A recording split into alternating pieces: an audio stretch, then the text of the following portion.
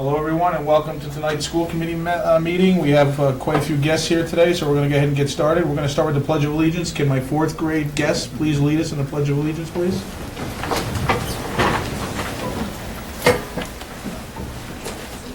I pledge allegiance to the flag of the United States of America and to the republic for which it stands, one nation, under God, indivisible, with liberty and justice for all. Awesome, thank you. We have a consent agenda, minutes from December 8th, 2016, oath to bills and payroll. Make a motion to approve the consent agenda as read. Second. Motion is made and seconded. Any other further discussion? Hearing none, all those in favor? Aye. Opposed? None. As you can see, we're down a couple of members tonight. There's only 3 of us because of the holiday season. We're a little bit busy.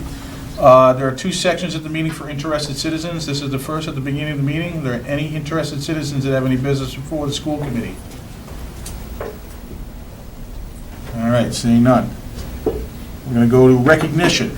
We have the grade 4 is going to give us an update on the trip they made. They are, and I'll ask Principal Bazidlo to welcome our grade 4s this evening. Thanks very much. Good evening. Mrs. Dale is here along with some of the 4th grade team, along with 5 of our wonderful 4th graders. Kaylee, Cooper, Jack, Tom, and Olivia are going to talk to you a little bit about a field trip that we piloted last year and continued this year, one of our most talked about field trips and memorable field trips for our students. So we're excited to have them with us. Enjoy their presentation.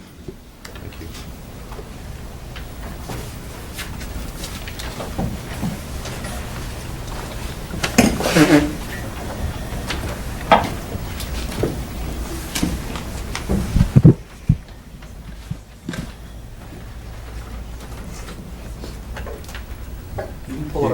And you won't be able to hear yourself talk into the mic. You can take it out of There's no sound.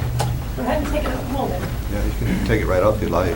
Want some help? There you go.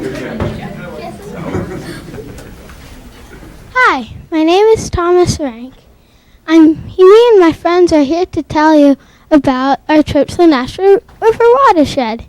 Here they are. My name is Cooper. My name is Kaylee. My name's Olivia. My name is Jack. What is the Nashua River watershed?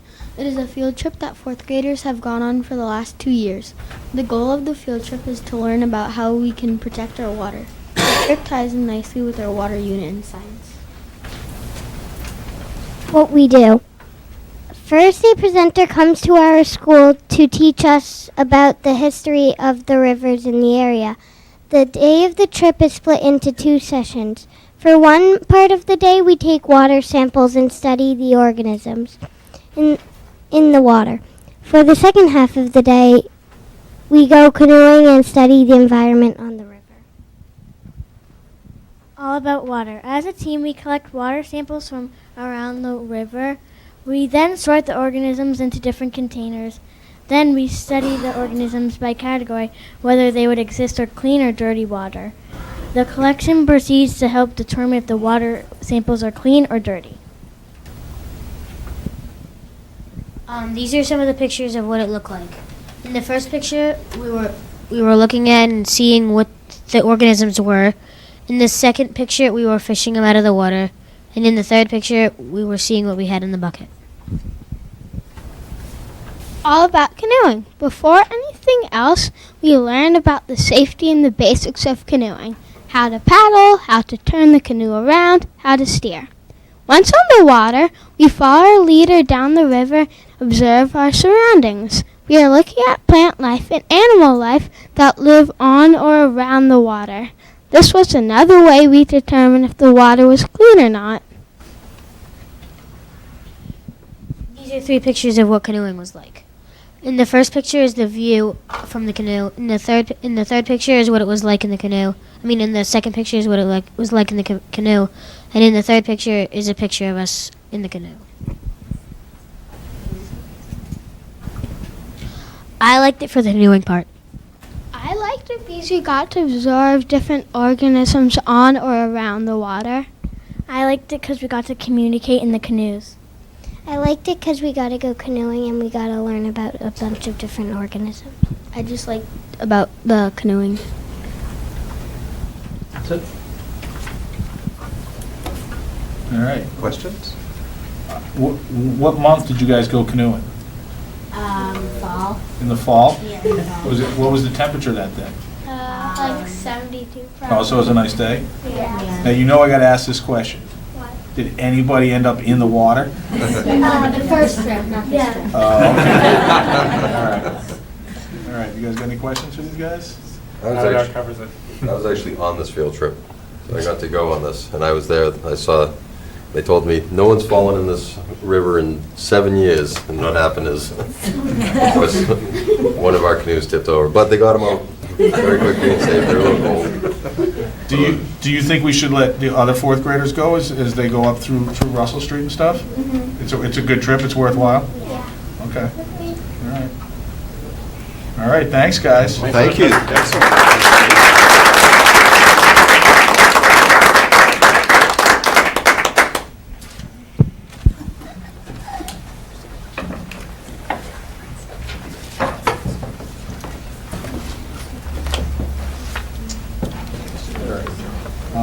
Student representative report, looks like we're not going to get that tonight, no problem.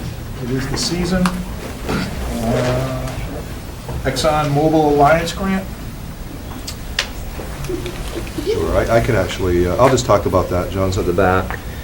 I'd just like to thank ExxonMobil for once again donating a grant to the high school. It's a $500 grant that's used to support our math and science programs. They've been very generous over the years, and we're very appreciative of their donation. LEF grant awards, Littleton Education Fund. You have a list of them in your package. We're so fortunate to have the Littleton Education Fund in our community. This fall, they funded $10,495.67 worth of projects for our teachers. What happens is our teachers fill out application forms to the Littleton Education Fund. The committee goes over them. They then send me a copy of them and ask me to go through them and recommend them in terms of the criteria that they use.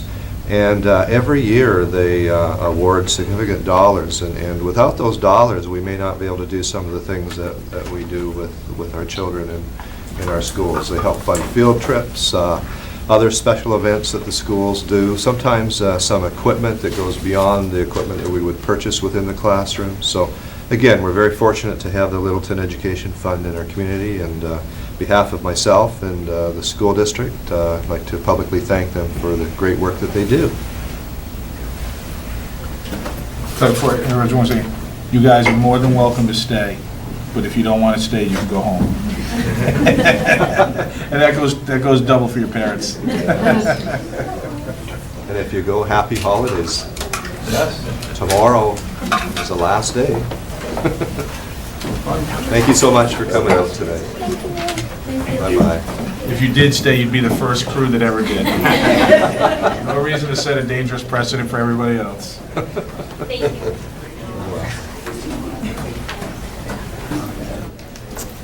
And the grade 3 dictionary program, Littleton Rotary has been running the grade 3 dictionary program for at least 15 years. And many of our students at graduation have actually mentioned their dictionary that they actually received in grade 3. It's a great event for Rotary to sponsor. And in the last few years, we've had a number of communities actually take from that process, and they're doing it now with their grade 3s in their class in their various schools. So I'd like to thank the Rotary for continuing to perpetuate this worthwhile activity. And their grade 3s are super excited every year. I take part in handing the dictionaries out, and they're thrilled when they get the dictionaries, and they're combing through them. And I always tell them that I have a dictionary on my desk, and every day I get a word of the day sent to me electronically. And it's always important to build your vocabulary skills. And so I'm thrilled that an organization within the community is continuing to fund dictionaries for our students. So thank you. That brings me to the end of recognition. Okay. We're just going to quickly modify the agenda a little bit. Let's go ahead and, under new business, we have the LHS course trip the LHS course wants to take a trip out of state, so we need to go ahead and speak to the people on that. That really does give me an opportunity to continue talking for a second. I promise it won't be too long. I'd like to thank our fine arts department and our music department. They're very, very busy during this time of the year. Mr. Bergman, Mrs. Bridge, busily preparing holiday concerts for us, and it takes a lot of work. If you've ever been in their classrooms when they first begin to learn the music, it's just amazing how quickly our students become proficient in the selections that are chosen every year. I certainly appreciate the dedication of our teachers and our students, and they were just tremendous concerts this year. I understand this year today they perform for the high school students as well. That's a pretty tough crowd, and they did a terrific job. So thank you for everything that you do. Thank you, Mr. Clench, appreciate it. Thank you, committee, for honoring my request this evening. Once again, so last year for the first time, the LHS chorus took a field trip. We approached the Providence Bruins about going down, and the Baby Bruins organization has a very strong program that reaches out to school groups from all around New England to come in and perform at the beginning of the Providence Bruins games. And last year we took advantage of that, and we went down to the Dunkin' Donuts Center in Providence, Rhode Island, and performed America the Beautiful. It was a very successful evening. The kids had a wonderful time. I brought both the high school chorus and the 8th grade chorus, and so there was about 35 students in those two groups combined last year, and it was a wonderful, wonderful event. The kids had a great time, and when I proposed to them at the beginning of the year, would they be interested in doing it again? There was a resounding yes. So I'm here this evening as the trip is to Providence, Rhode Island, to garner the committee's approval to take this out-of-state field trip. And so once again, we would be heading down to the Providence Bruins game on February 18th, 2017.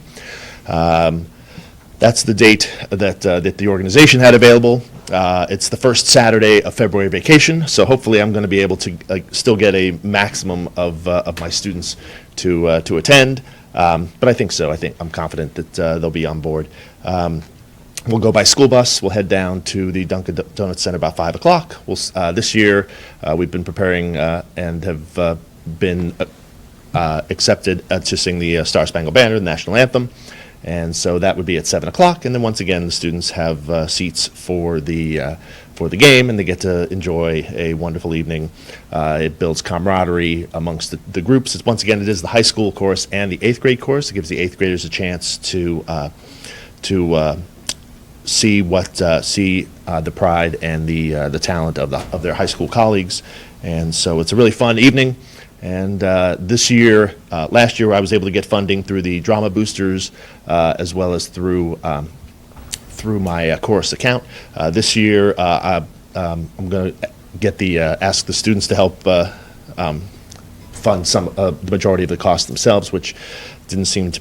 It's a minimal cost of just a ticket and bus travel, so it should be. I don't foresee any problems whatsoever with having everybody on board. And so we'll head on down, we'll catch a 7 o'clock game, and we'll be back and at a reasonable hour afterwards. So I'm looking for the committee's approval on our field trip. Thank you. How much would you be charging per student? The ticket's $20 plus bus, so it would probably be about a $35 ticket. Once again, approximately the same number of students. I currently have 22 in the high school course and 17 in the 8th grade course.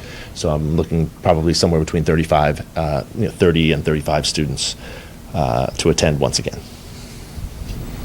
Because this is an out-of-state trip, it is our school committee policy to get approval and a vote from the school committee. Any questions before we take a motion? All right, I will entertain a motion. I make a motion that we approve the February 18th, 2017 out-of-state field trip for the LHS and 8th grade chorus to Providence, Rhode Island. Seconded. Motion made and seconded. Any further discussion? Hearing none. All those in favor? Aye. Aye. Opposed? None.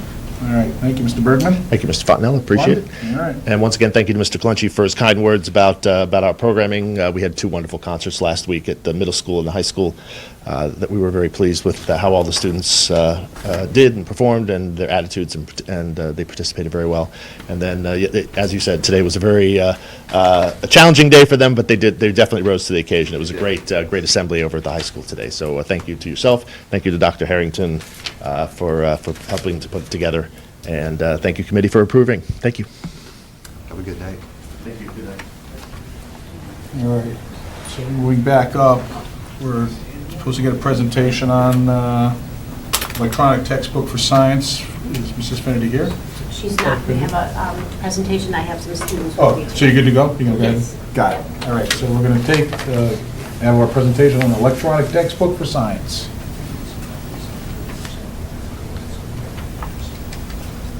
Good evening, this is Valerie Finnerty. Tonight I'm going to show you the new middle school science curriculum, which has replaced the traditional textbook in our classes. We have subscribed to Discovery Education's Science Textbook, an online digital textbook that combines reading assignments, videos, and activities to help students learn and practice science concepts. This is the teacher view that I see when I log in. From here I can launch right into the textbook and locate a somewhat traditional looking chapter for whatever we are learning. Notice that I'm looking at a book that aligns with the new Massachusetts Standards for Life Science, and I can look for the next unit that I'm teaching, which is the theory of evolution. So when I open that up, I can see that there are 2 chapters in this unit, Darwin and Natural Selection and Adaptation. So I'm going to click on Darwin. Each chapter is organized using the 5E learning model: engage, explore, explain, elaborate, and evaluate. The first 2 tabs look somewhat like a traditional textbook, but they also have video clips embedded, and sometimes they have activities also. So this introduces Darwin's journey, and there's a video clip of 54 seconds showing the students what Darwin saw when he went on his trip. There are also additional videos that I could assign or that the kids could use to explore concepts. The next tab, Explore, goes more into some of the information that the students need to know for this chapter. So this one explains natural selection, and it has subheadings like a regular textbook, but again, it has video clips embedded, and they're very interesting. The kids enjoy these videos that apply some of the concepts. So this one is about elephant evolution. So there's another subheading. And also these chapters focus on a misconception or 2. These are things that students often don't understand, and it helps to have them face their misunderstandings and work on correcting them. A nice feature is that the textbook has an interactive glossary, so I can look at this word adaptation. I can click on it and an interactive glossary comes up, and the glossary takes this term adaptation and it has an animation to help explain it. There's also a traditional definition.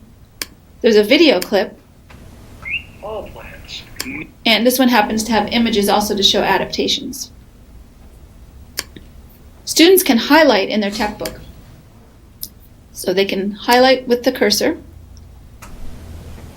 and then they can choose a color, and now that is pink. This also will be saved as notes for them. They can also add other notes by typing things in, so they can click on that, take notes, and I can type some notes. Okay, and then that gets saved for them. The next tab is the Explain tab, and this one asks students to apply what they've learned to answer a question such as this one. How does Darwin's theory of evolution by natural selection explain why some organisms become extinct? The Elaborate tab helps learners to make a connection with what they've learned to real-life explorations and careers. So this one is a career about a biologist who studies the natural world, just like Charles Darwin did. Finally, the Evaluate tab offers online assessments, and they can be used formatively or summatively. I've been using them formatively to help kids to check for the kids' understanding and for them to see what they need to focus on in order to get ready for a summative assessment or to get ready for another activity. Another nice feature in the textbook is that teachers can put together assignments that draw from the vast resources available through Discovery Education. So up here I can search. So I'm going to search on natural selection.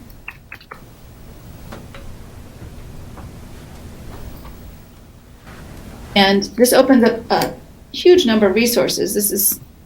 I could load more, but I can narrow these resources down to grades 6 to 8, and I want to look for text this time rather than a video or other types of activities. And so I might look for a reading passage.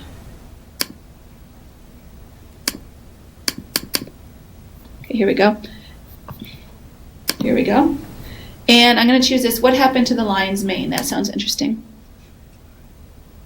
So here I have another reading assignment, and this can be printed out, as can all of the textbook pages also, for kids who don't have internet access or who need to have paper reading for some reason. So they can also highlight in these. Okay, they can have it read to them. And I can also, as a teacher, look at the details, and I can find out that, okay, this reading is above grade level, and the Lexile score is here. So I might want to assign that one as an enrichment for kids who have who need a challenge, and then I can look for a reading that's at a lower level for kids who need to tackle the same concepts at a lower reading level. And then there are plenty of readings that are on grade level.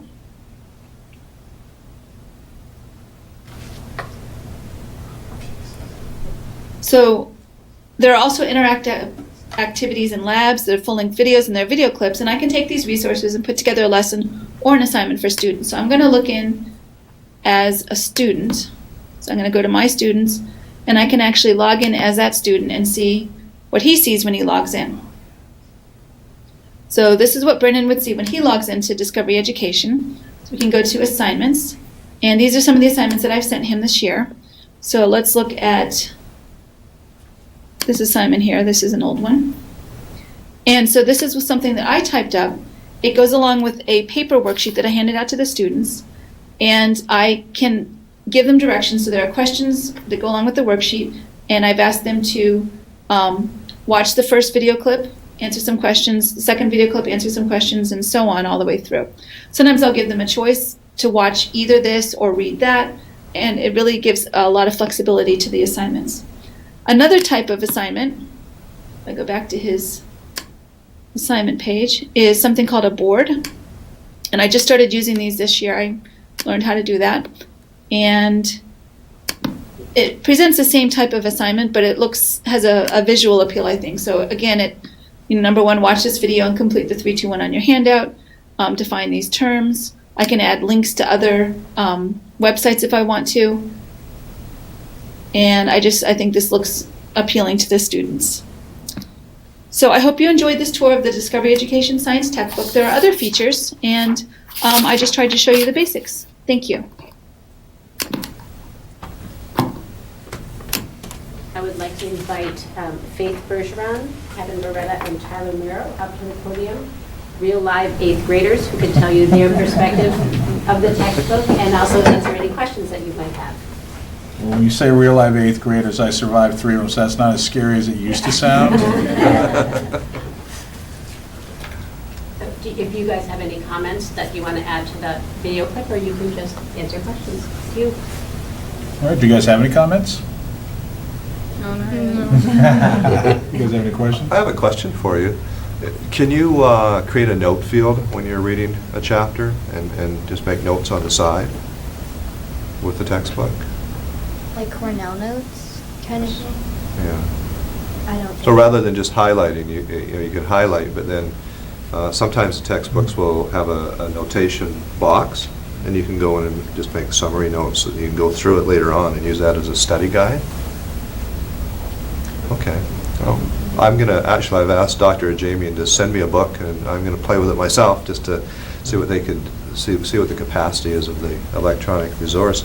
Do you like having the opportunity to click on links and watch videos, and really opens up the world if you take advantage of that? Has it been helpful? Yeah.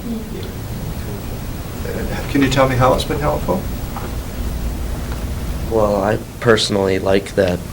I mean, obviously, it's great not to carry around a textbook all the time, and I like that a lot because I don't like carrying textbooks around.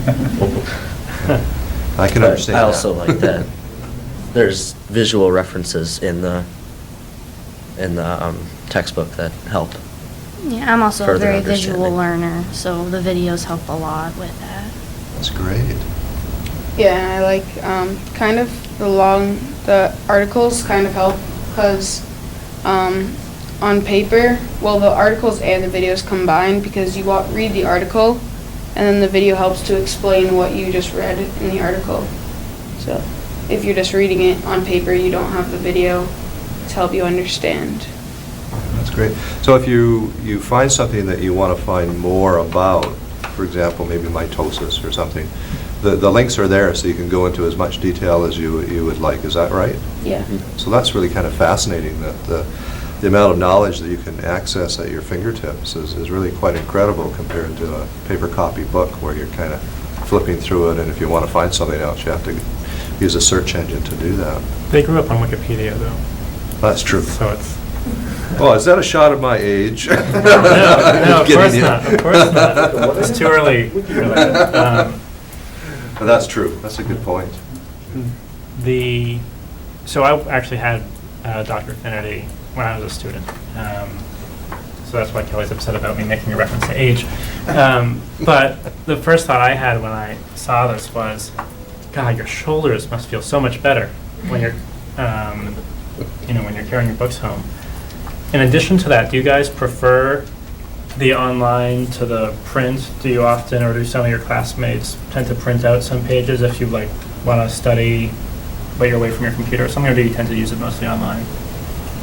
I definitely use it mostly online. I can't think of anybody off the top of my head that I know that prints out stuff.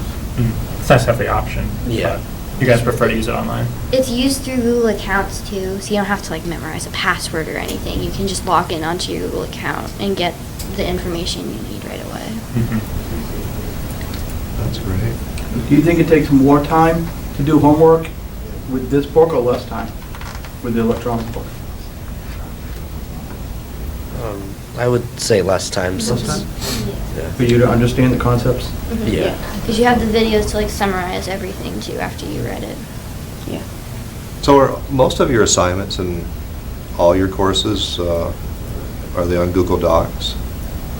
Do you do most of your work using Google Docs now? We use a lot of Google Classroom, and then sometimes she'll give us a worksheet, and then the videos and the articles we have to read are on the online textbook. That's excellent. May I have any questions? So if you had your choice between, would you like to see all your classes be run like this with these kind of textbooks? Yes. Yeah. A lot easier?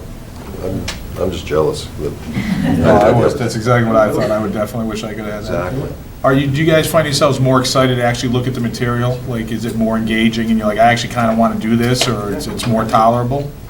Yeah. Yeah. They have activities too that you can Yeah. do to understand it more, but it'll pique your interest about.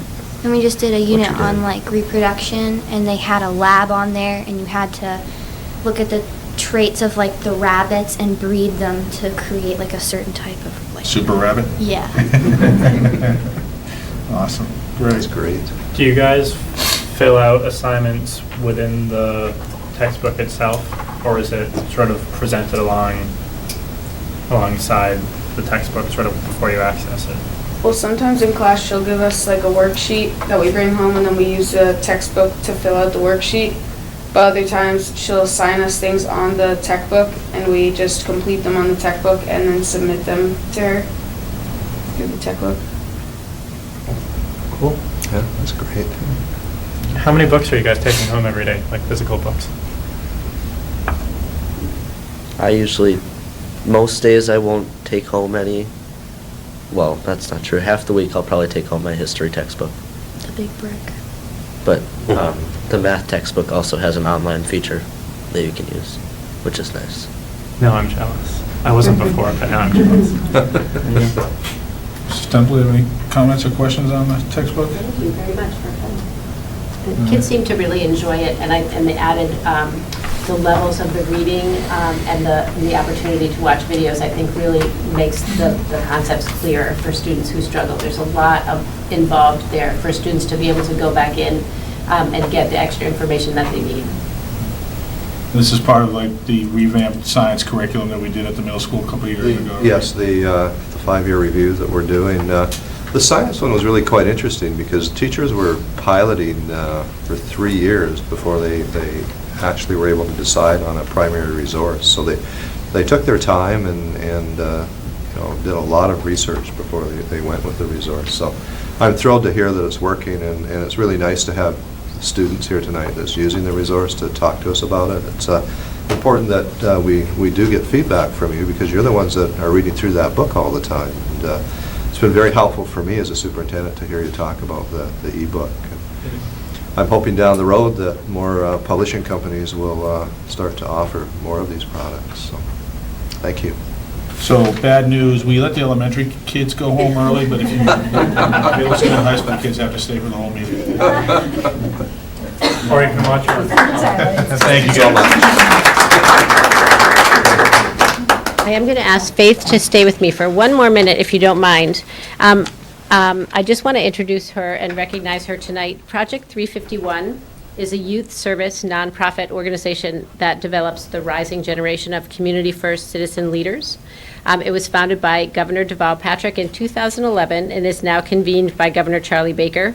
Project 351 fosters unity and strengthens the ethic of services through engagement and enrichment of the 8th grade ambassador from every city and town in Massachusetts. When I went to the 8th grade team and to the Unified Arts teachers and asked, who might we nominate? Faith's name came to the top of the list with every person I spoke to individually and collectively. So Faith is our newest member to Project 351, and I wanted to recognize her tonight.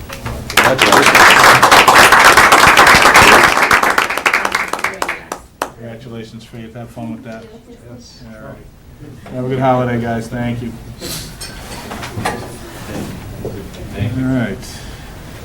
So now we're going to have a presentation on the full-day professional development day.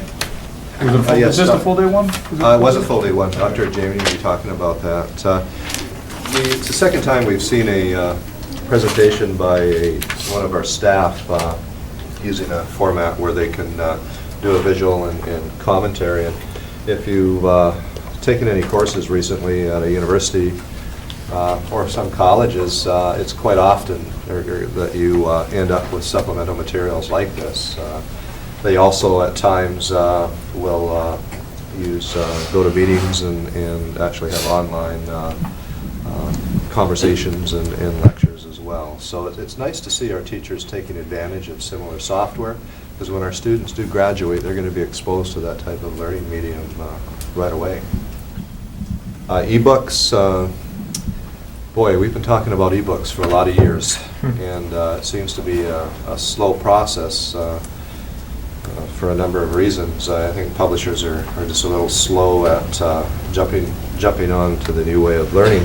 They do offer the traditional textbook approach, so they're being very cautious. But when I think back, I had a district back in, I was a superintendent in 2002, and we were seconding our teachers, which means that we would have them work for the Department of Education for a year, and they would pay us an amount of money, and they would develop online courses, asynchronous courses and textbooks. So that was back in 2002. Now we're at 2016, almost 2017, and we're still not at that point in time where in public education e-books are plentiful, which is too bad. It's a little bothering. Hoping in the next 5 years we see more of a movement in that area. On that note, Dr. Ajamia. Thank you. I'm pleased to be here again talking about our offerings in the full-day PD. This is the third year, and our structure and format and content has changed every year.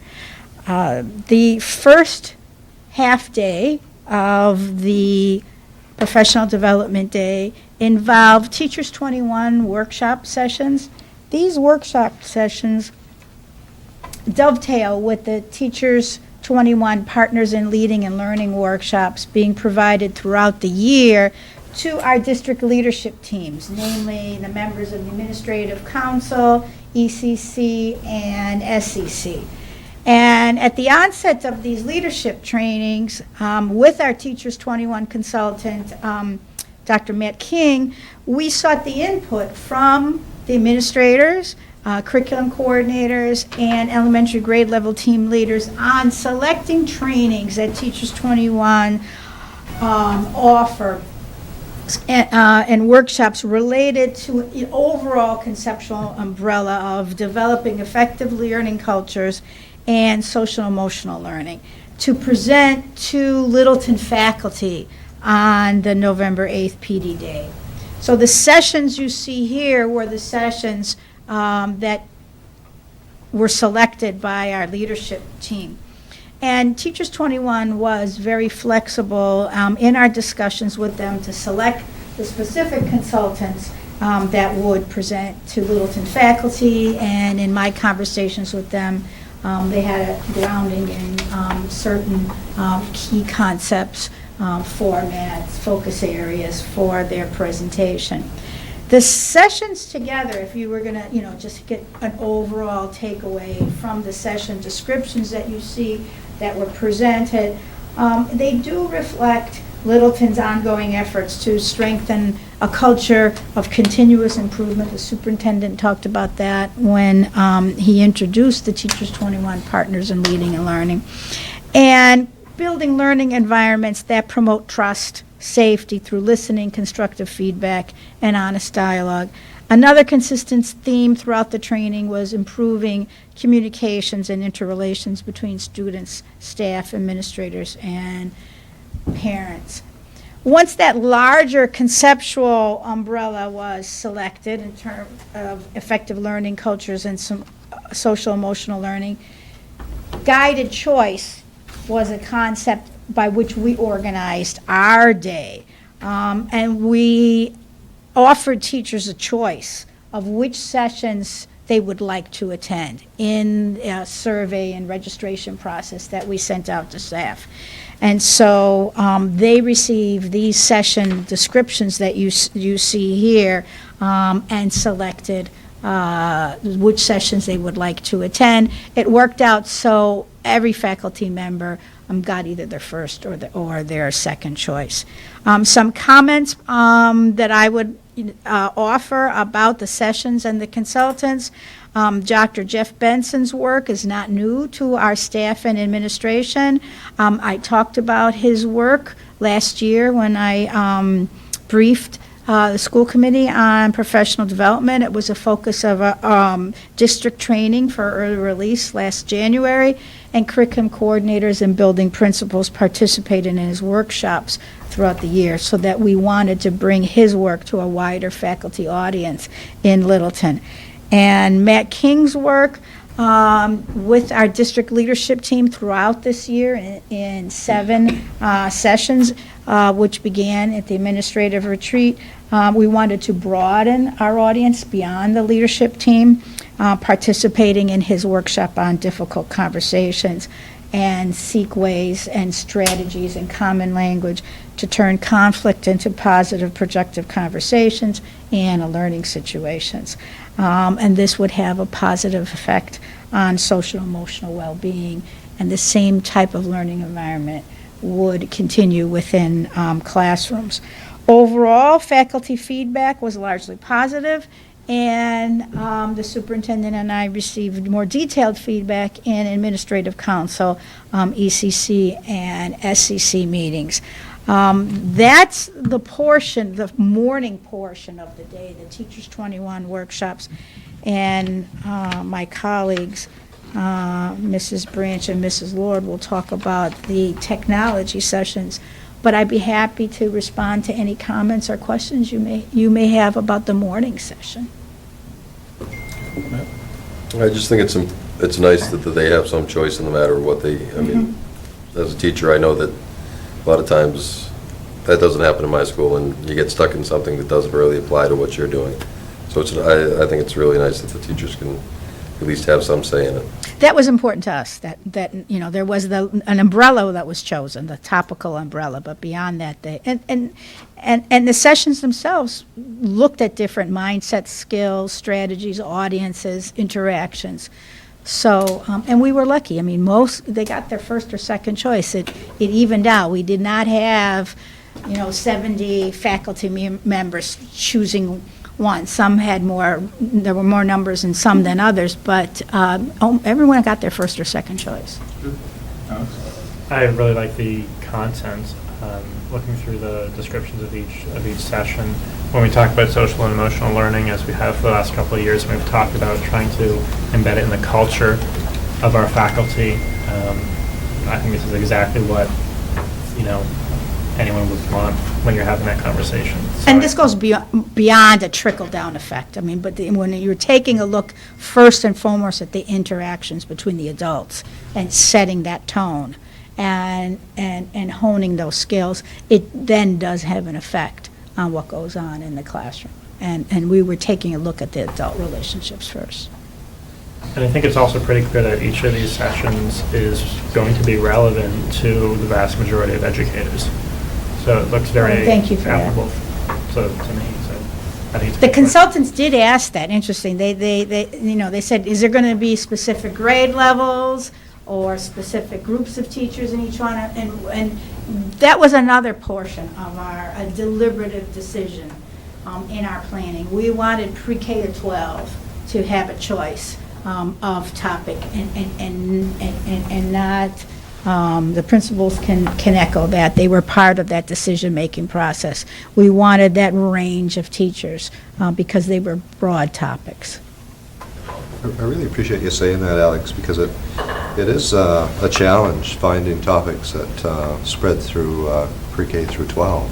And I think we did do a good job at bringing some topics to the staff that were relevant to all grade levels. Thank you. Dr. Newman. Hi, good evening. I'm Julie Lord. I'm Instructional Technology Coordinator. And I'm Natalie Branch. I'm the Tech Services Coordinator. Thank you for having us tonight. We worked with Jerry Lynn, and we wanted to make the afternoon portion a little bit different than we did last year. Last year was a full day of Tech PD. This year we did the afternoon where we did 1 hour and 15-minute sessions. We really focused it in on 5 sessions on the session 2 and then 4 sessions on session 3 that everyone could sign up and choose what they would like based on what their needs were. When we looked at teachers that were presenting, we matched middle school and high school teachers with elementary. So we could bridge every gap and make sure that everybody was listened to and we addressed every need that we could see. You want to talk about some of the sessions that we had? Yeah, so we focus a lot on Google Apps, as we do in a lot of our PD and tech sessions that we offer. And then there were a couple other applications or programs that were suggested by the teachers. So we're not going to go through the whole list right now. But I feel like it was well received. The sessions were very energetic and I feel like very productive, and we got good feedback. So we'll continue to be doing a lot of tech sessions in the future. Yeah, it was fun. Great. Questions? I remember I popped my head in briefly last year to the full day PD, and I was learning tech stuff about Google Docs and Google Classroom, and I thought, I use this all the time for school as a student. I should be very familiar with this. And I was like, I had no idea you could do that. So I thought I was very excited about it, and I do like how we're using our own staff where we can, and where we're bringing in the outside consultants for the earlier portion of the morning, but that's not the default setting. It's what fits best with what we have, and we have a lot of tech talent in the district. We really do. And other districts should be bringing in our people for their PD. So it wouldn't make sense for us to sort of outsource for these sorts of topics. So I'm glad that we're tapping that talent and that we're continuing to do this. And I'm also glad that we did not have the whole day on tech, but also get to some other important issues as well. Yeah, it was a good balance. And things have changed since last year. Google Sites has now done a drastic change, so we really had to address that. And just because you attended it last year, it's going to be different this year, and we made sure we had good paragraphs so that people understood what they were signing up for. And it was really fun. It was a very interactive day, and everyone seemed to do very well. Oh, I'm good. I wish we could do more professional development. I wish we could fund more professional development. It's clear that, we need it and it benefits, the students. But given the constraints that we have to deal with, it's pretty impressive as year by year as we see what you guys are able to come up with, the innovation, the creativity, really getting past those constraints to do something that really is more than meaningful. I mean, it's really making an impact on an evolving classroom. If we weren't doing this, we wouldn't be able to, when we talk about the electronic textbook and things like that, it would be meaningless to try to do those things without this kind of effort. So I really appreciate, and it's clear in the presentations that we get that it is valuable and it's making an impact. So thank you. Thank you. Thank you. And Julie and Natalie are going to be doing the next presentation as well with Dr. Harrington. But I just wanted to take this time to commend both Julie and Natalie. As you know, we restructured our tech department this year, and both Julie and Natalie had filled some big shoes and took on a lot of new responsibilities, steep learning curves, and I have to tell you, as a superintendent, I'm just so impressed with both of you. We were able to keep going. We didn't even go into neutral. We not even for a minute. We just kept grinding through those gears, and it's just amazing what you two have done this year. So, thank you so much for your dedication. We're certainly benefiting from your expertise. Thank you. All right, so they are going to stay up there, but we're now going to talk about the proposed one-to-one Chromebook initiative at the high school for the next fiscal year, or school year. Yes, good evening. Pleased to come before you tonight to make a proposal to the school committee on behalf of the high school and the school district to adopt a one-to-one Chromebook program with a BYOD option. This is a long time in the coming, I think, for Littleton. We're not an early adopter district. I think you all know that. There's lots of districts that have been had initiatives either like the exact one we're proposing or similar to it, perhaps with different technology, but they've adopted them years ago. For one reason or another, we took a more methodical approach and wanted to see how those programs rolled out. And we've learned a lot through our analysis of those programs in our contacts, both through the tech departments and administratively. I met with a group of principals 2 weeks ago and learned a lot about other principals who have learned from them about what they've experienced over the last few years. And there were a number of principals also in a similar position we are, districts that are looking at adopting Chromebook programs in particular. That seems to be the technology device that seems to be the most popular right now rather than the iPad. But let's get right to it. And I think I'll go to the next slide, or should I just go? To jump right into it, it was important for us as a faculty, a staff, tech department, administrative team to really look at guiding questions similar to what other school districts have done as we considered different options for student technology. This is just some of the questions. There were lots of questions to consider when you're going to look at something that could be transformative at a school and be a bit expensive for sure, but would definitely impact the day-to-day operation and experience of kids in the classroom. So I just wanted to share a few of those questions. You've had these, I know you've had the slides in your pack and had a chance to go over it, so I won't read every bullet point, but I just wanted to highlight a few. And it's paramount that we look at how is this going to benefit teaching and learning? That's the guiding thing. It's not just adding another technology gadget to our repertoire. We have lots of those. We want to make sure that there's going to be an educational benefit that's going to serve our mission as a school. And we'll get a little into that. As we go through the presentation tonight, both myself and Julie and Natalie will comment on things that address these questions because it was important that we wanted to bring them forward to you tonight. So just to highlight for perhaps the audience at home, I'll read a few of the bullets. So first and foremost, what is the educational rationale for adopting a one-to-one Chromebook program with we're now adding is a BYOD option? Should we adopt a bring your own device model independently, a one-to-one model like a lot of schools have done, or should we present some type of hybrid approach? And really, we had to make sure that we asked the second question, how prepared, we had to look at that independently, how ready independently, and how willing in terms of motivation our staff to go to a one-to-one Chromebook model. Very important to address each of those key words independently, and we've done that, and we'll address that tonight. What can we reasonably afford? That's a question not only for us, but also for the committee, and certainly the town to consider in terms of how fast we want to move with the initiative, or do we want to move at this time at all, or defer and wait delay it, till next year. It's not our recommendation to do that, but certainly in factoring into this, we needed to come up with cost estimates, and we're going to give you some detail. We'll try not to bore you with detail about that. How will we service and maintain devices? That was an important question, and there's a series of others below that you can read. The one I want to bring to your attention is the one, third up from the bottom, is what are the arguments against a one-to-one Chromebook model? We really wanted to look at this sort of from the inside out, or the opposite, almost take a lawyer-like perspective of why not do this? Why should we, what's a good reason? What are all the arguments against it? And we'll address that tonight. And we addressed it with our faculty for sure. Because there is concern, of course, among educators and parents today. And we're not alone with those concerns. Those folks are not alone. We share some of those concerns about distraction and things like that. We'll get into that. The educational rationale for the LHS Chromebook program. So I'm going to jump right into now our proposal. And this addresses the educational purpose here.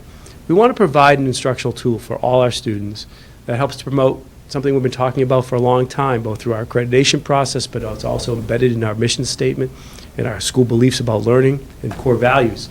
We really want to promote critical thinking, communication, collaboration, and creativity.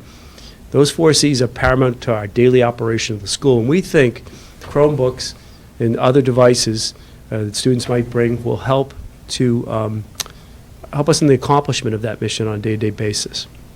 And we want to purposely educate students in digital literacy, citizenship, and not only just appropriate use of technology, but responsible use of technology. In fact, we're thinking about renaming our acceptable use policy. Well, I know we'll discuss this perhaps at Admin Council, changing it from an appropriate AUP, or appropriate use of technology, to a responsible use of technology policy. A lot of school districts are adopting that. And you've heard presentations from us in the past from all the buildings, all the principals about the ISTE standards and how we have embedded in our curricular areas different ways of accomplishing that. So I won't get into that too much. Certainly around the corner for the high school, as well as all the schools, is preparing for MCAS 2.0. So that's something that it's on our mind. And it allows students, of course, to access and evaluate online content, reliable resources. We'll go to the next slide. There are lots of additional reasons. Again, I won't read every bullet point, but I just want to highlight a few. We want to strengthen educational equity, or digital equity, as some folks refer to it as, access to technology regardless of income, regardless of means and circumstance, that students can have the tools of the 21st century to learn and to accomplish what they seek out to, accomplish their goals as they prepare for post-secondary life. This definitely does promote student engagement. We know that in collaborative learning environments. It offers lots of personalized learning opportunities. And one of the things that I did want to highlight is the Naviance accounts, which that's something, if you're familiar with the guidance operation of the high school, we manage our whole college application admissions process now through Naviance. And we use Chromebook carts for that. And we want to move away from that now with students having their own device. They'll be able to manage this both at home and at school through their own Chromebook. I'll go to the next one. Other instructional benefits of Chromebooks across the disciplines. There's lots of bullets here. I'll just give you a moment to look at them. This is regardless of subject area. These are things that are skills and activities that happen in different areas. The one that is very specific, of course, is the World Language Audio Lab. We don't have to have an audio lab anymore like schools used to have a designated space.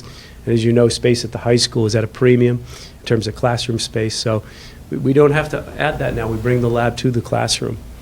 And one of the areas we're also looking to move toward is digital portfolios for students storing and accessing their work throughout their 4 years and even beyond, because from what I understand from the tech department, there's a process where students can remove everything, take everything with them and lots of schools are doing this now. They allow students to download, basically save it to their own personal drive and remove it from the Littleton PS account. So that's something that might benefit them in the future. But we are moving in the direction of digital portfolios for assessment and all kinds across the board in our school-wide expectations for learning. This is a nice picture, for sure, of a Chromebook. It's beautiful Caribbean view, perhaps, on the screen. But I think if you take a moment just to look at this quote, it kind of captures a little bit all the specifics in a nutshell, really, what we're trying to promote and accomplish with this initiative and this program. All right, I'll just leave it up there for the audience for a minute, and then... Okay. Now, I addressed this at the outset, how prepared, ready, and willing are LHS staff to adopt a one-to-one Chromebook model? One of the things that school districts have found, and really, especially big urban districts that have rolled out, thousands and thousands of units, is that sometimes they underestimated this issue. They had the devices, they had the financing, but the staff really were either not prepared, or not ready, not willing, or a combination of the three.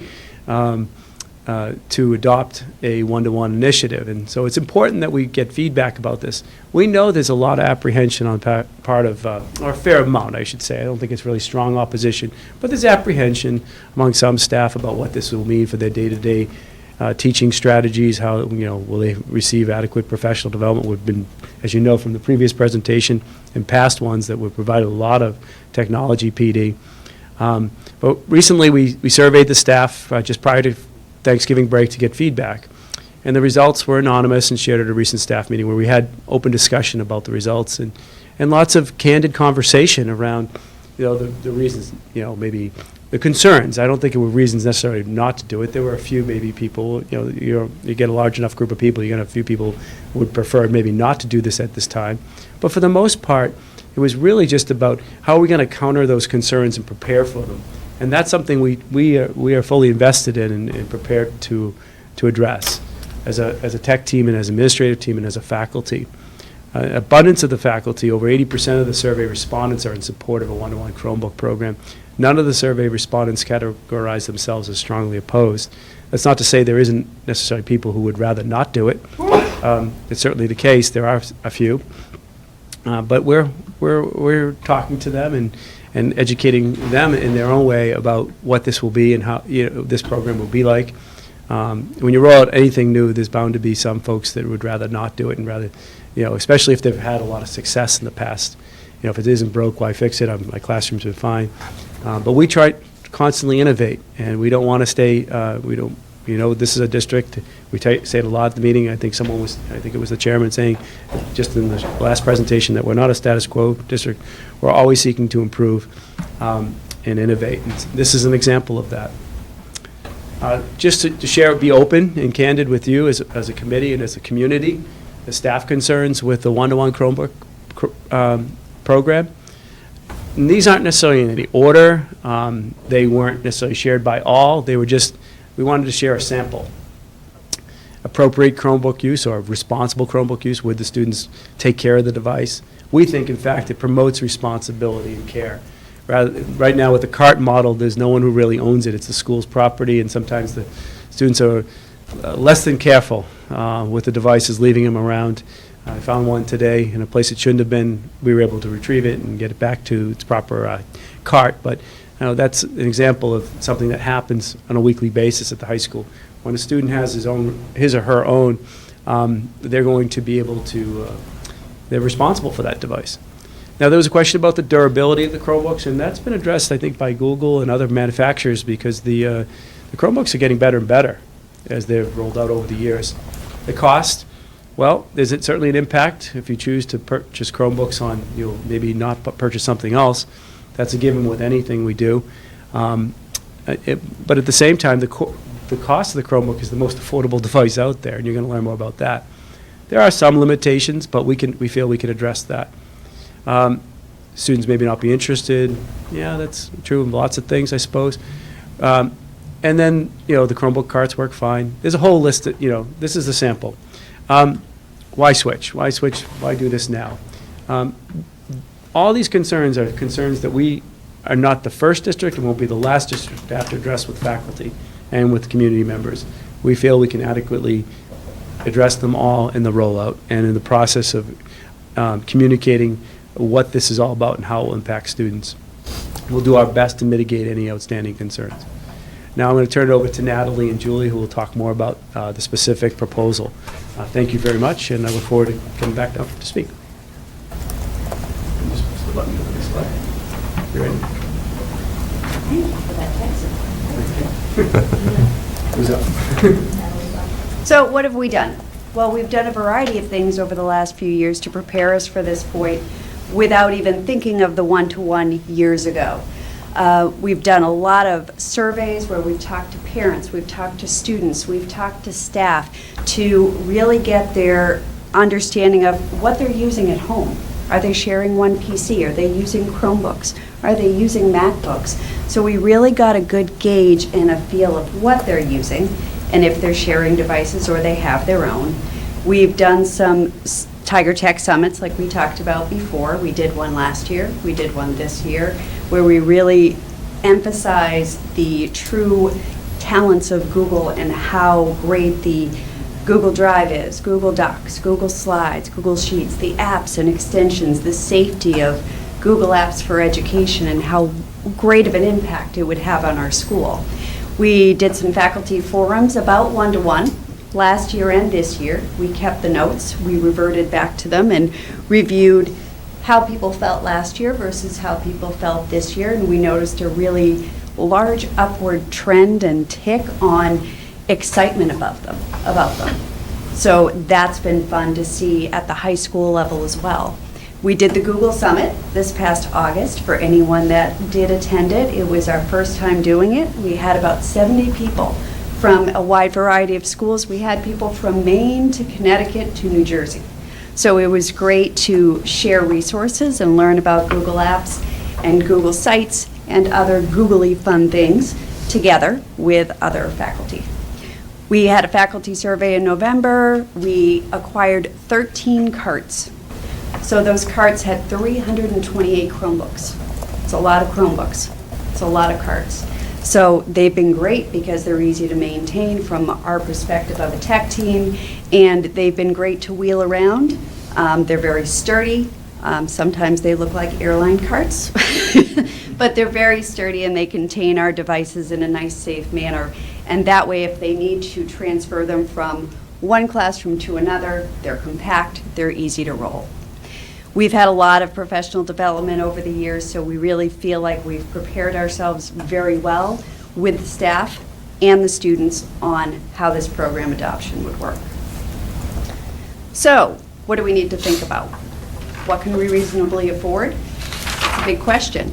We did a whole Chromebook inventory at all of our schools. We looked at how many we have and how many have end-of-life dates and what that means. We did a cost analysis of what our program options are going forward for the next year, 2, 3, 4, 5 years. So it really took a lot of analysis with Julie and I looking at what we have. Do we replenish the carts we have? Do we go to a one-to-one? Do we go to a BYOD? Or do we combine them all together? So those are some really big steps that we started thinking about. So I'm going to pass this over to Julie. So Chromebooks really have been a game changer when we're talking about tech integration in the classrooms throughout the district, right, K through 12. We take the Chromebook and Google Apps, and now you've created this very productive, powerful tool in the hands of students. In order to manage the inventory of this technology, Chromebooks, very important thing that we need to understand is that Chromebooks have an end of life. So all Chromebooks, when they're manufactured, the Chromebook model is issued an end-of-life date, and that's based on the hardware and the date of design. And that date usually is within about 5 years. But by the time that Chromebook model you're able to purchase it, you're looking at typically, a Chromebook will have an end-of-life date that spans about 4 years on average. End-of-life there's two factors that would really impact us in a school environment. And that's the first factor, what end-of-life, the consequence of end-of-life would be is that so one of the wonderful things about Chromebooks is that the operating system, the Chrome OS, automatically updates whenever you reboot. Okay, and that allows you to have a very stable, reliable, secure device. At end of life, you lose Google no longer needs to support those updates, so the device won't automatically update that OS. The second, almost more important, is we use admin console through Google Apps, which is really our management tool that we use to deploy and supervise all the Chromebooks throughout the district. And that allows us to set parameters for user settings, device settings, deploy apps, and really control the device. And at end of life, we lose the functionality of using that management tool too. So it's very important that we understand what the impact of end of life is going to be in all the schools. So we had gone through an analysis for every school and took a look at where we are and what the impact of end of life would be. And this is a chart of the current cart model that we have at the high school, which is over 300 Chromebooks that are allocated to 13 different carts. And you can see in the chart, next year is our first year. We'll end up losing 73 of those. This is the first time that we will lose Chromebooks to end of life. And the column that has the loss from cart breakdown is just telling you what the allocation of those, where those Chromebooks are being pulled, which cart they're being pulled from. So next year we lose 73. The year after we lose 146, and by the year 2019, 2020, we'll lose another 109, meaning the current Chromebook inventory that we have now would be at 0. So we would lose all the current inventory would be obsolete. So in taking that into consideration, we took a look at the cost impact if we were to replace those Chromebooks. And we used a cost of, we typically right now, the model Chromebook that we like is, we're paying about $225 for that model. And we also have to pay an extra $25 per device to be able to have that management tool. So we're using a number of about $250 when we run these numbers. So we just did a quick analysis on how much it would cost us year to year. And looking at this, we started to realize that we need to, we want these Chromebooks to be available. We've introduced this technology, it's been accepted, it's been productive, and we want to maintain this availability. So in looking at the fluctuation, is really when we start talking about what would one-to-one look like, what would that model look like at the high school. And so we have a few options. So we're looking at a 3-year cycle going forward, because as you saw on the slide before, by the time you get to that 3rd year, we're at 109 Chromebooks, and then that's it.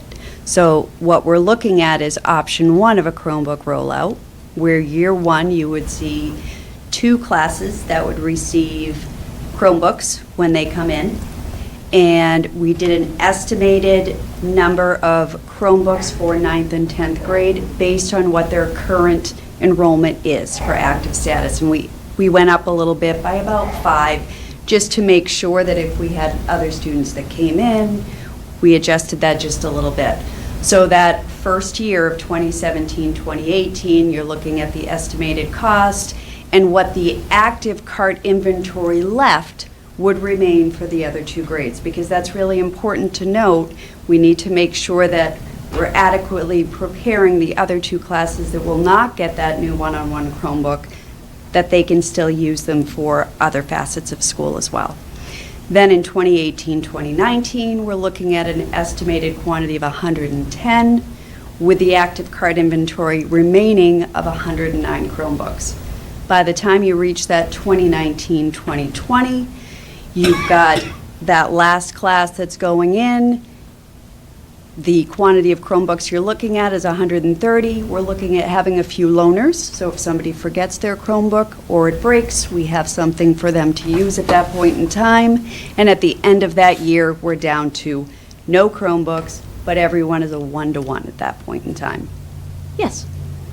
I know we're going to save most questions today, Sure. but just while we're looking at this slide, the number per year looks a little high to me because our classes usually aren't 130. And I know we allow for the loaners, but adding that together, that's about 500 devices. And we have about a 420 student school. Is that about right, Dr. Harris? Our school is 466. 466, okay. That's Yeah, that's so my error then. we did look at the active So- enrollment of those current years of Okay. graduation, went up a little bit by 5. So 500 is a good number? Yeah, Okay. it is a good number. Excellent. I was thinking it'd be more around 450, so I wanted to ask. No, that's a great question.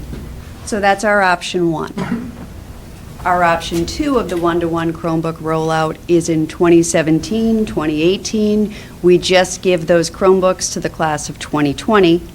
The year of 2018, 2019, that's where we would do 2 classes there. And then that third year, we would have that final group that would get their one-to-one.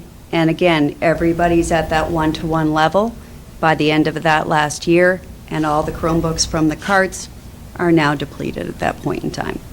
Those are the 2 options that we felt were the most equitable, the most sustainable, the most stable going forward based on what our situation is with our Chromebooks. Quick question. So it looks like the cash flow in total is the same, roughly. And it's really, do you front load in the first year or front load in the second year? Yeah. That's what- okay. Exactly. Correct. The same in terms of the 2 options. Yeah. The other Same total expenditure, it's just you're gonna have a bigger hit in year 1 in the first option and a bigger hit in year 2 of the second option. But you're still gonna pay about the same outflow of cash. Okay, thank you.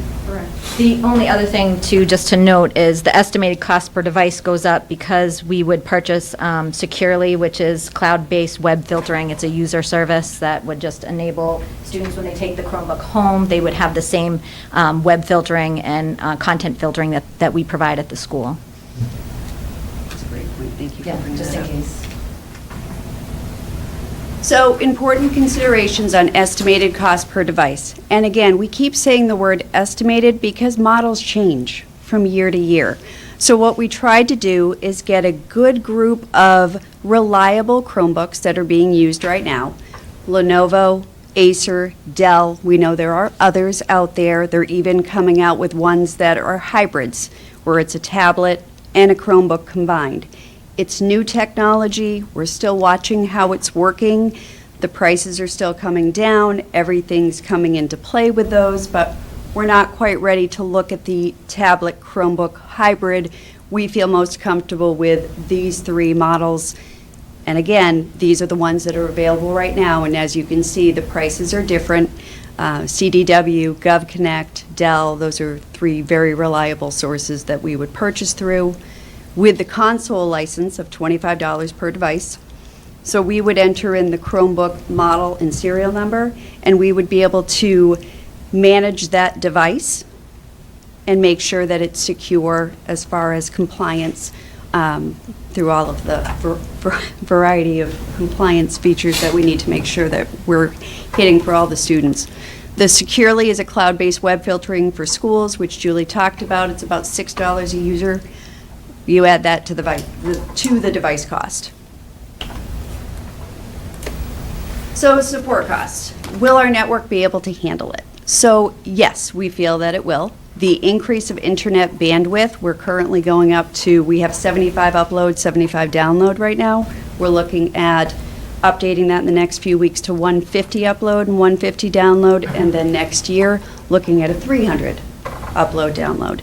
So we will have to make those modifications to make sure that all the students will be able to use their devices securely and quickly and efficiently. What are we paying right now for the 75 up and down? 75 up and down, I believe it's 160, 170 Yeah, it's about approximately. 165, 170.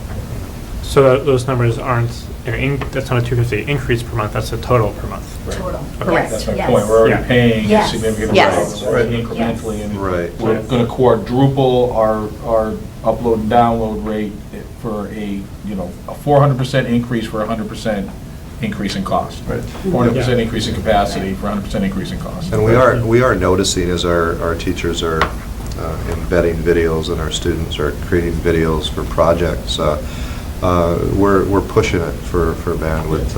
I know even in our office now, our speeds aren't like they used to be. And We were used to pretty fast internet a couple of years ago. Now it's slowing down. So we would have had to do something anyway. But, and it's kind of exciting because the only reason we have to do something is because our teachers are advancing in the skill sets that they're using in the classroom.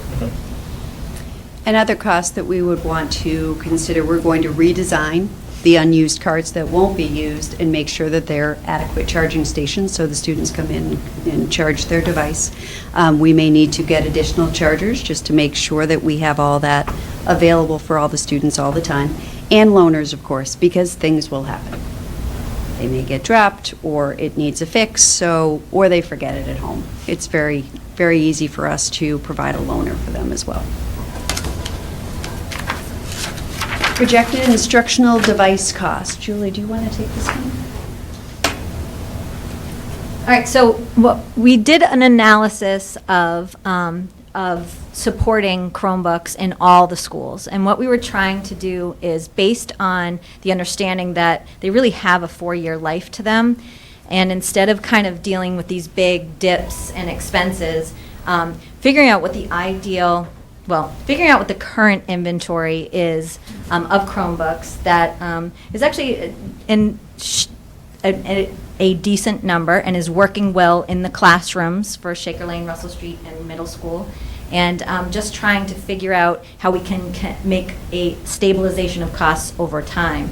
So this chart is really based on what we have for current inventory, and I think in some cases Shaker Lane, we're actually trying to increase a small inventory, right? I think that number went up a little bit because we're trying to introduce a more, and we're trying to be consistent and be able to project how much it would cost to maintain having these devices available.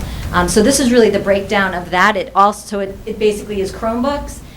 The high school line is, that is option 1, right? So that's if we did go 1-to-1. That was option 1, and also inclusive in that was the staff MacBook replacements, which is something that we have been replacing those in the past 4 years on a yearly basis mostly. Yes. So we actually, instead of a 4-year cycle on the MacBooks, we've decided to go to a 6-year cycle that we're very comfortable with, and so that number that's where we are with that. So this is really just us trying to look ahead and stabilize on the cost, so we're not having any big dips and lows. With the first 4 of these lines from the staff MacBook through the first 3 schools, the lower 3 schools, those are constant regardless of what we do with this proposal? Yes. Okay. Yes. Because these are instructional devices. This is for what the we do staff, already. Not for the students per se. Yes, and the replacements for the Shaker Lane, Russell Street, and middle school, that is to maintain your inventory. Right. So that Okay. is something that we have budgeted for. Okay, excellent. Yeah. I guess it's also important to note that they're discontinuing the MacBook Air and going into kind of a modified MacBook Pro. So it's going to be interesting to see what that brings. The MacBook Pros typically have more memory. They're workhorses, so I'm not concerned about longevity with them. But it's interesting how the MacBook Air really had about a 7-year lifespan in terms of when it was created till when they're discontinuing the line. It's a great device. Strange. I don't understand. But, oh well, we can't control the market. So what we are talking about at this point is a potential technology fee. And why would we talk about that, and why would we consider that? We're asking this modest technology fee for each year per device to consider in offsetting the cost of the purchasing the Chromebooks that we do.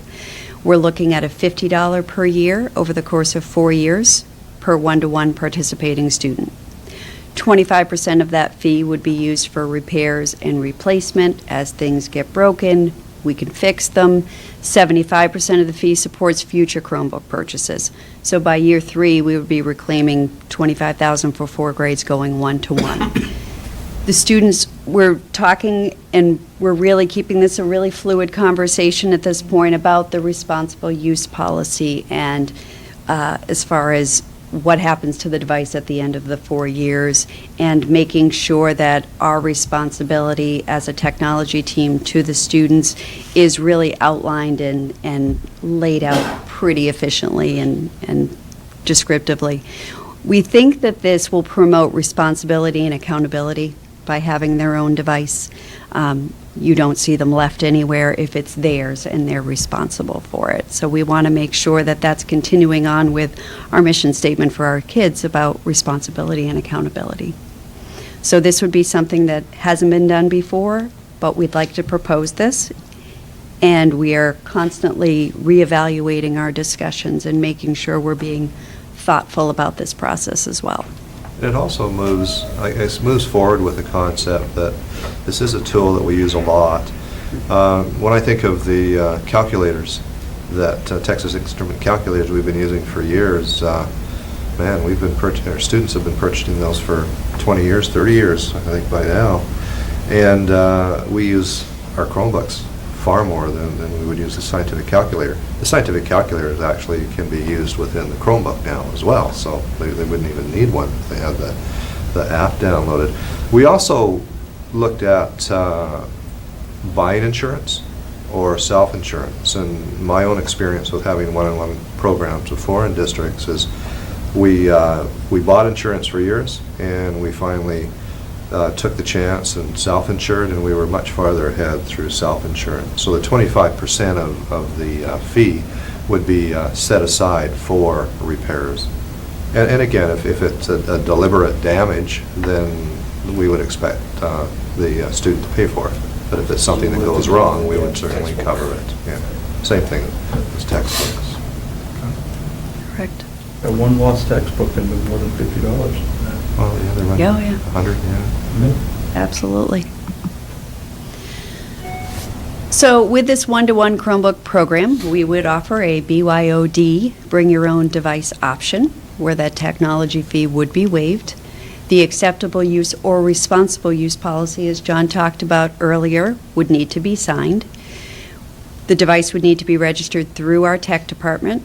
The device should be brought to school fully charged. It says must, but we know how charging happens. Some of you may have showed up here tonight without your iPhone charged. It happens. So we would make sure that we have charging stations for them as well, but we would recommend that they come to school with it fully charged. There would not be school technology support for personal devices that are brought in. We can't be held responsible for devices that we can't maintain through that console. Any BYOD device would be subject to the technology department's approval. We want to make sure that it does have a battery life of at least 6 hours. It has a keyboard, and they're using Chrome browser, because everything's going through that Google Apps for Education, so it's really important that we're making sure we're going through the right channels to do that. But we want to make sure that people feel comfortable if they have a device that they feel more comfortable with, that of course that's always an option for them as well.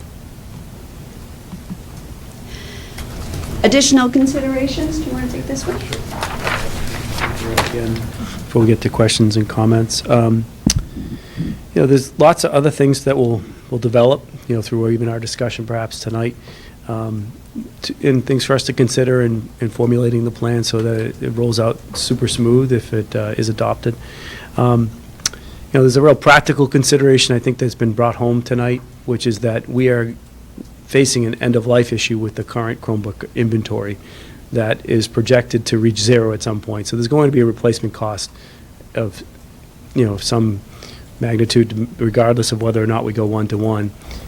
With 328 devices in the present inventory in a student enrollment of 466, it's not that far of a stretch to say at this point we're really at an optimal time to go one-to-one and spend the extra funds on providing a device potentially to every student should they opt into the program. So I just wanted to reiterate that practical consideration for us.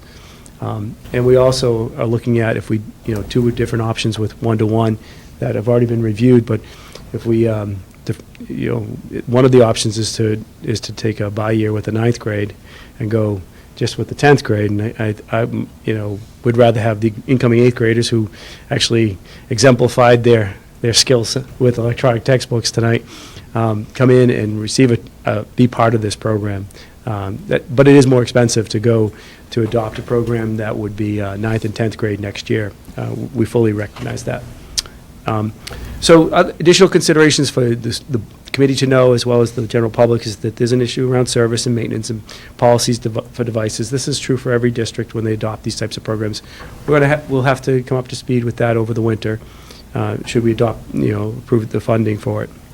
We'll have to develop a clear timeline for one-to-one implementation. We already have lots of models of that, so we're confident in that. Technology support, of course, is going to be a consideration, and we'll have to bring that back to the committee at some point to see how we can support Julie and Natalie, who are doing a fabulous job, and the other members of the tech team. But this is another thing, more devices for them to manage, and they'll need to be supported at some point down the road. And then perhaps a student help desk. Lots of schools have adopted them with great success, and that's something we definitely have the capability among our students to do that. In fact, we're just recently entered into a partnership with the Council on Aging to provide tech support for seniors in the community after school from 2:30 to 3:30. So I thank the tech team behind me, as well as the superintendent, for helping to initiate that and get that started here at the high school.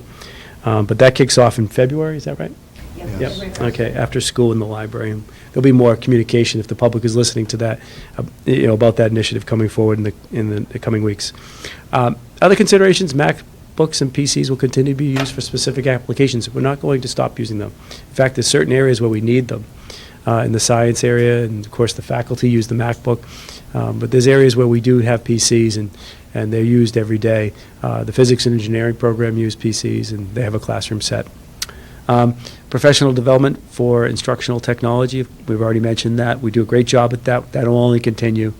We'll have to assess the impact of this program.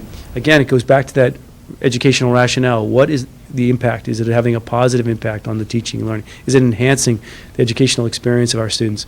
As we look, we will be monitoring this and surveying students, faculty, and parents about their experience, so that we're creating a really optimal program in Littleton. And we'll continue to offer print media as well as digital, because that was a concern for sure. Some folks say that we still need, we can't just toss away the print and the books and things. We're not looking to do that. This is as an enhancement of teaching and learning, another tool yet for teachers and students to use each day. And then we'll regularly communicate, as we're pretty good at communicating, I think, as a district with the public, but we'll continue to, with a really targeted way, regularly communicate the progress with the school community. Julie today came up with the idea of having a dedicated spot on our website at the high school, but also at the district website, where we're showing all the frequently asked questions about the program and all the resources. So it's really accessible for a parent who's new to Littleton or new to the high school to understand what this program means for them and for their student, as well as for students to access that information. So that about wraps it up, I think, for us tonight in terms of our overall formal presentation, and we'll turn it over for questions and comments. Just a couple of things. If we were to be able to proceed with doing grade 9 and 10 at once, the chart you saw did not include another $21,000 to get this up and running. We would take that from operational. Some of it would come out of the amount of money we have for textbooks, et cetera, to make it work. Steve and I have worked it out so that we would still be able to continue on with those initiatives.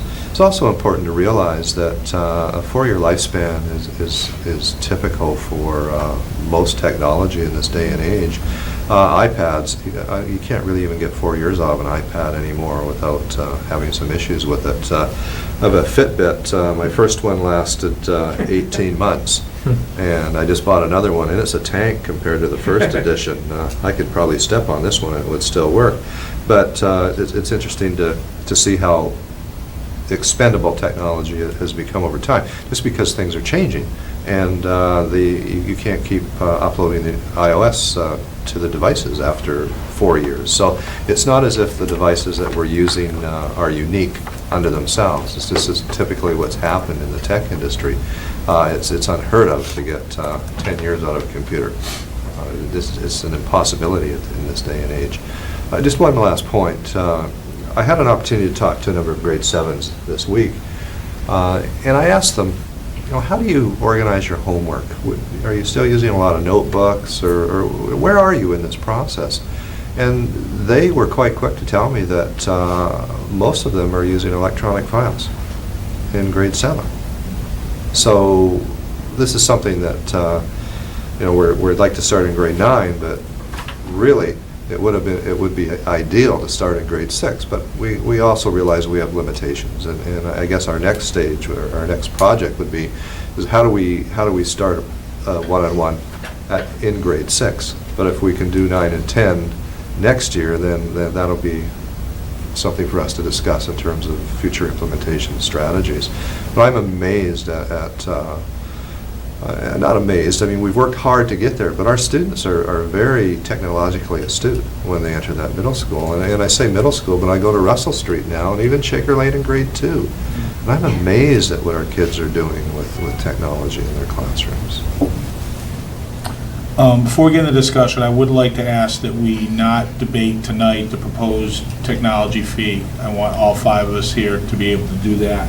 And I think there's plenty enough to talk about tonight, and then we can circle back to that, early. We can do it, at the next meeting, frankly, if that's what we want to do. But let's just go ahead and not worry about that tonight in part of the discussion. So, Alex, thoughts, comments? Yeah, so I won't talk about the fee, and I also won't talk about the budget piece, because I think those are connected. But I want to say, first, I really love the idea. And I really love the process that you all have undertaken. I like how you started with the questions. Kind of made me quiet at first for a bit. I did ask you a couple questions in there, but you asked the big ones up front, and you were also pretty honest with what the staff was thinking, what their concerns were, and I really appreciated that as well. I think that's good information for us to have. We covered the issue about the network costs. That sounds like a lot of the costs that we're looking at, it sounds like we would be doing anyway, with the bandwidth, with the maintenance of the units, whether they are ours, whether it's the one-to-one program, whether it's the current one now. One of the questions I had, if we did have a system whereby students would buy it at the end of the 4 years, or rather they would own it at the end of the 4 years, presuming they paid that fee that we're not speaking about yet, here I am. During those 4 years, we still own the device, right? So it would make sense that we would have that $6 user fee and the ability to make sure they're not doing anything that we wouldn't want them doing on our network, doing on their network or wherever else they are.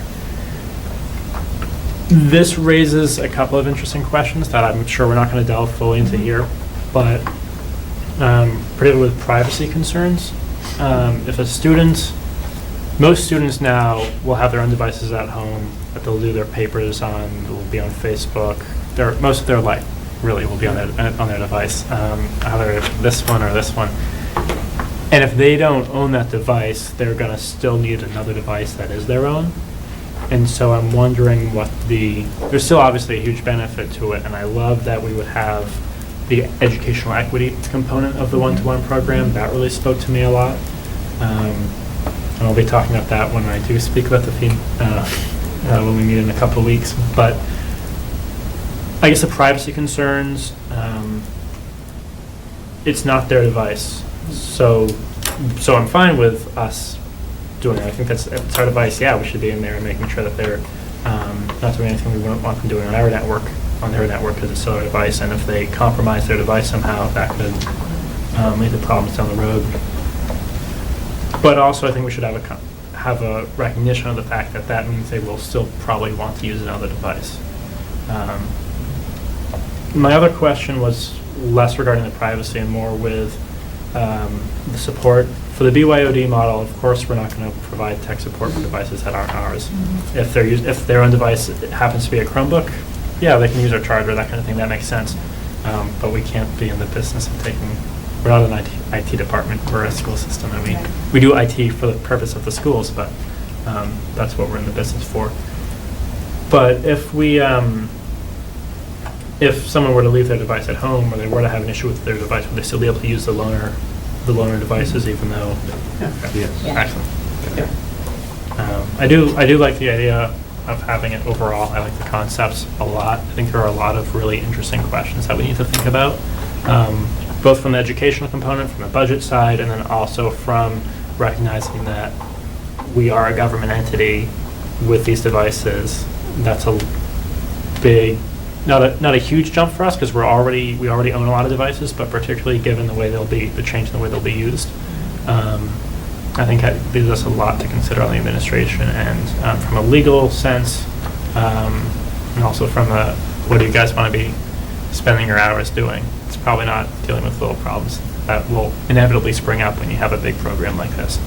And I think we're taking the right approach, and I really, again, like the multi-year community outreach to the staff, to the students, to the community. That is awesome, because if you came here tonight without that, I think we'd be saying, well, this looks great, but we don't know. Is it the right fit for our district? And you guys have been having these conversations for well over a year, and I think it's fantastic. So I want to thank you for that. Thank you. I think this is the right move to make. I think that it's something that's necessary.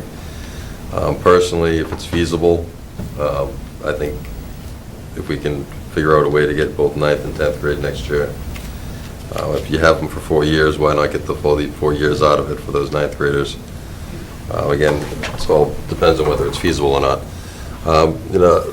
At my school, we have one-to-one devices for all the students, and the only thing that and you kind of talked about it, was you're hoping that the students charge all these devices every night when they come in, but the biggest problem I see is that students come in and their devices are dead, just because they don't do it.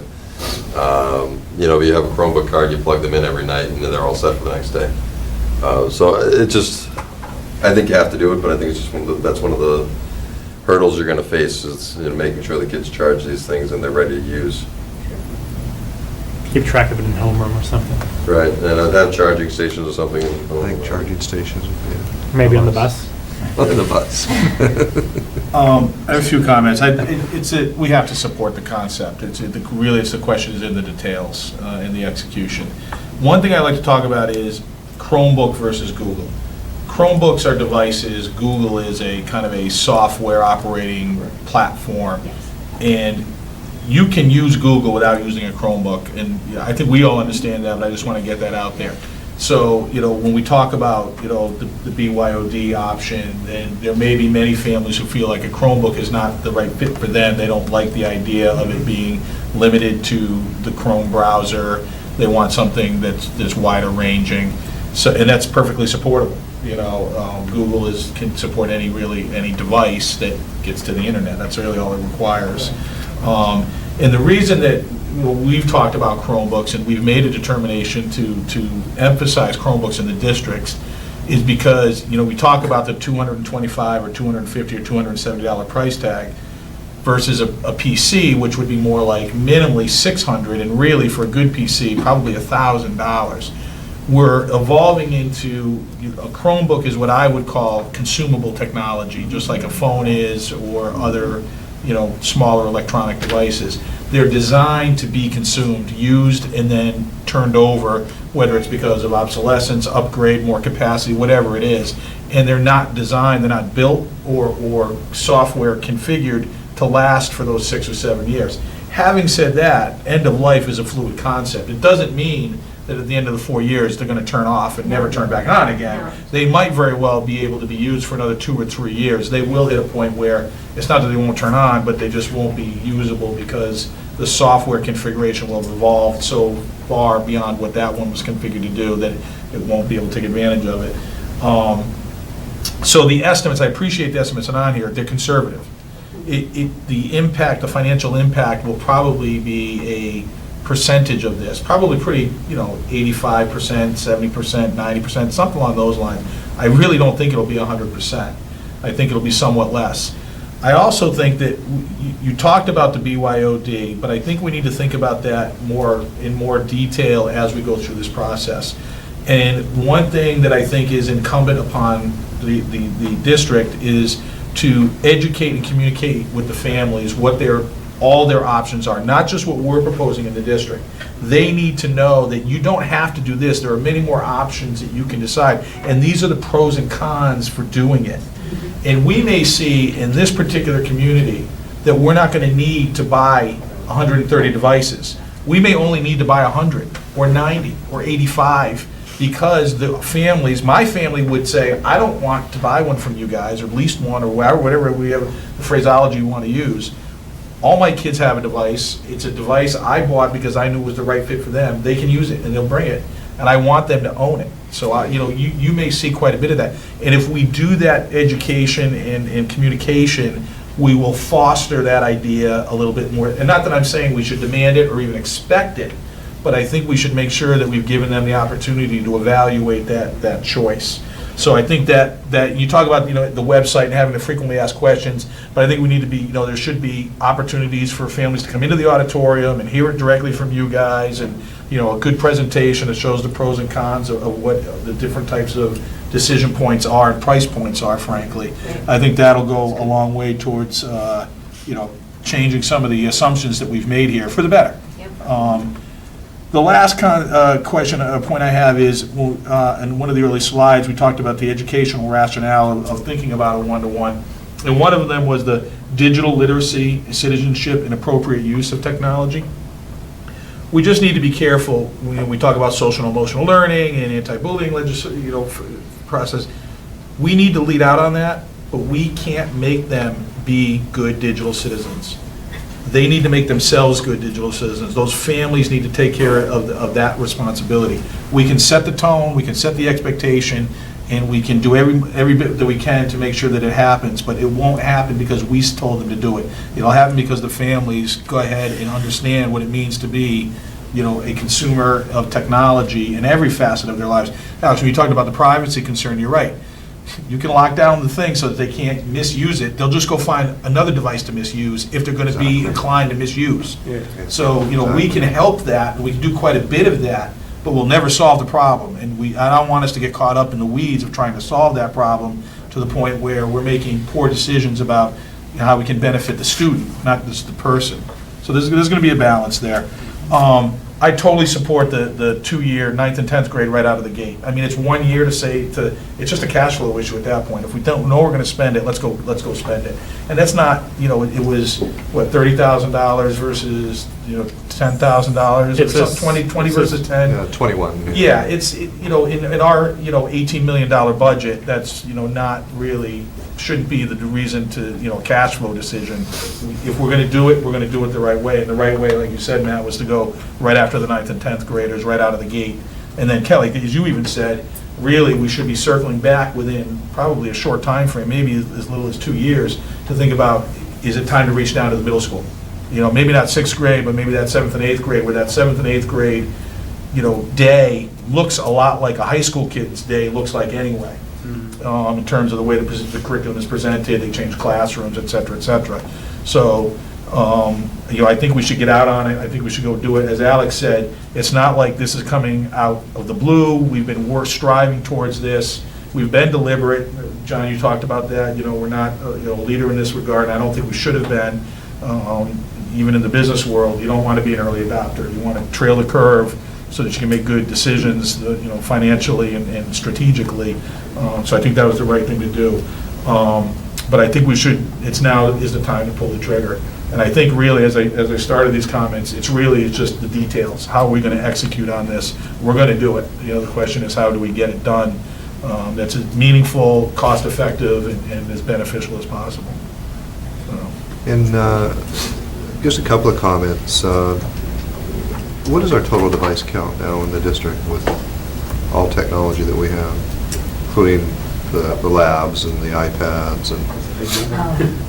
Well, let's just say 1,000. For Chromebooks, it's over 1,000. Yeah, so 1,500 or in private industry, if you're running PCs, I believe industry standard is one tech person per 60 computers. We have 4 tech people, and we have 1,500 computers, and we're able to do that because we have talented people, but we also buy devices that are durable, and their programs don't defragment as much as other programs do. And, Alex, I appreciate you bringing up the home versus school scenario, and it's really about developing responsible technology skills with our students. And in 2005, the district I was superintendent in developed a one-on-one laptop program, grades 5 to 12. And we used MacBook Pros. Tremendous amount of money, and thousands and thousands of computers. So, but I have to tell you, as the superintendent of that district, I was so impressed with the responsibility that our students showed through the whole process of using their computers at school and at home. In fact, the second phase of rollout, the Department of Education also wanted the laptop to be used by parents at home in terms of enhanced job training. So they actually loaded software on the computers so that the parents could use the computers at home as well, which I thought was kind of pretty innovative during that time, and I think it worked well. So we're not paving new road. We can certainly learn from other people's experiences, including my own, and there are a number of districts in Massachusetts that have been doing this since probably 2008, I would imagine, and a lot of them went to iPad one-on-one as their first journey into one-on-one, and a lot of them have now converted to Chromebook. So the iPad, the evolution of the iPad didn't last that long, but it was a great way to go at that point in time. So I really feel as a district, we talk about wanting to be the best that we can be. We want to make sure our students are well prepared for their next educational journeys, and we are headed in the right direction. And this ties quite nicely into our mission, our vision, our strategic plan. It's all nicely aligned. So, thank you for listening to our presentation this evening, and we certainly appreciate your feedback. So I think what the next strategy is that I think we should talk about this in budget subcommittee as we get closer to actually proposing a budget. So we'll definitely do that. And then we will have, in short order, a discussion about the proposed technology fee. And then, we'll go kind of circle back to the admin team. And then when we have questions about the actual implementation from a policy and educational point of view, not strictly from a financial point of view, we'll let you guys know. I did have one clarifying question. So if we were to adopt this program and get 500 units at roughly $274 per unit, would we let the 328 units we have now phase out and just not replace them and replace them with these new units? That's exactly right. So you could cost out the cost of the current program versus the current one without needing to say, well, we are going to keep maybe 30 of the existing ones that we're going to keep going through instead of... That's part of the table. Yeah. That's what I wanted to make sure. So the added, just back of the napkin, back of the envelope, it's an extra $7,000. And again, it's going to be some percentage of this. It could be 95, it could be 105. But it's not... The question for me is not how are we going to afford it. The question for me is when and with which accounts are we going to do it? Right. And then the other policy questions. I think that's the work that needs to get done at the budget subcommittee, is to do a little bit deeper dive into that and think about it as it's a slightly incremental cost to what we were going to spend anyway. We're just what we were going to spend it on is going to change, and the focus is going to change, and it's going to be a different implementation model.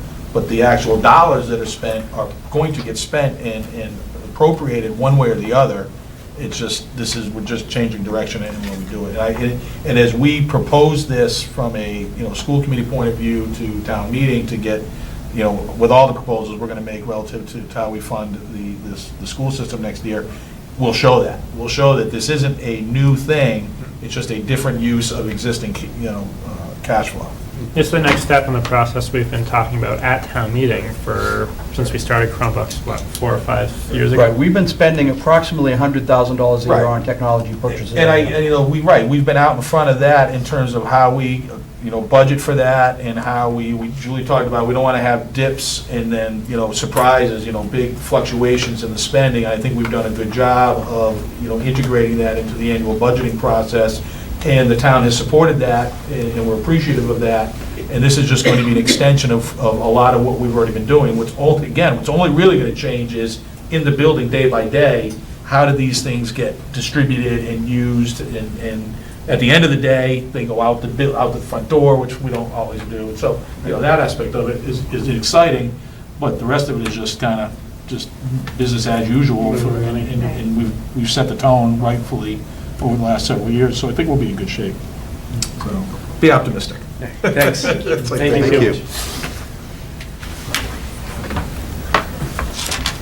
All right. Next part of the agenda is fairly quickly. I just every year include our educator evaluation elements. The elements line quite nicely with our strategic plan and our SIPs, and I guess with the addition, of the district schematic of making meaningful connections. What we've found with the elements of the Ed Eval is there's a lot of overlap in them.